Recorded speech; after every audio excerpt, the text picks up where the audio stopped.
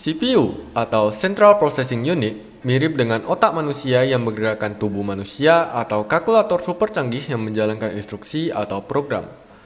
Well, di dalamnya hanya kumpulan besi dan silikon yang fusion menjadi sebuah CPU.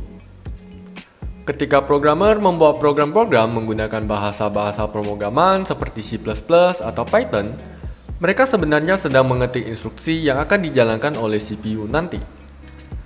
Terdapat 3 komponen utama yang membangun CPU, yaitu Control Unit, Immediate Access Store, dan Arithmetic and Logic Unit. Control Unit berfungsi untuk mengatur alur data di sistem sama seperti lalu lintas. Jalan yang dilalui oleh data dinamakan sebagai bus. Yang kedua adalah Immediate Access Store yang berfungsi sebagai tempat penyimpanan sementara, biasanya disebut juga sebagai register di CPU. Dia mirip dengan koper yang digunakan untuk menyimpan barang sementara saat berliburan, yang dalam kasus ini adalah menyimpan data. Dan yang terakhir adalah Arithmetic and Logic Unit yang berfungsi untuk melakukan aritmatika dan logika. Contohnya seperti 1 tambah 1 sama dengan 2, atau apakah 1 lebih besar dari 0. CPU bekerja sama dengan berbagai jenis komponen lain seperti RAM, hard disk, dan sebagainya untuk melakukan instruksi. CPU melakukan instruksi melalui 3 tahap yang sering disebut sebagai Fetch Execute Cycle. Pertama, sebuah program akan menyimpan instruksi ke RAM dengan address dan nilainya tersendiri. Contohnya adalah address 0 memiliki value load 1. Ketika program counter sudah mulai menghitung dari 0, CPU akan fetch address 0 untuk memory address register.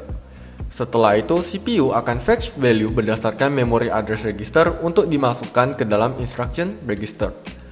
Tentu saja semuanya disimpan dalam bentuk binary atau machine code, tapi untuk memudahkan kita pakai teks saja. Pada proses selanjutnya, instruction register akan di-decode oleh control unit yang kemudian menjadi kode operasi seperti load, store, add, dan kode address yang berisi address memory. Dan yang terakhir, CPU akan mengeksekusi hasil decode tersebut melalui ALU, yang dalam kasus ini adalah load address 1 pada RAM.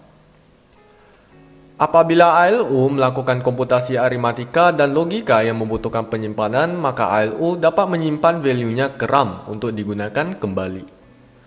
Proses Fetch Execute Cycle ini akan berjalan terus-menerus selama bermiliar cycle untuk menghasilkan output yang diinginkan. Dikarenakan membutuhkan banyak cycle, CPU sekarang memiliki lebih dari 1 core untuk melakukan komputasi secara paralel yang disebut dengan multi-core. CPU juga disinkronisasi dengan sebuah osilator. Semakin tinggi frekuensi dari osilator tersebut, maka semakin laju CPU dapat melakukan komputasi. Ini seringkali didengar sebagai clock speed yang diukur dengan GHz. And that's all from me. Semua yang dijelaskan adalah bentuk sederhananya. Apabila ingin mencari tahu lebih lanjut, Google adalah solusinya. Bye!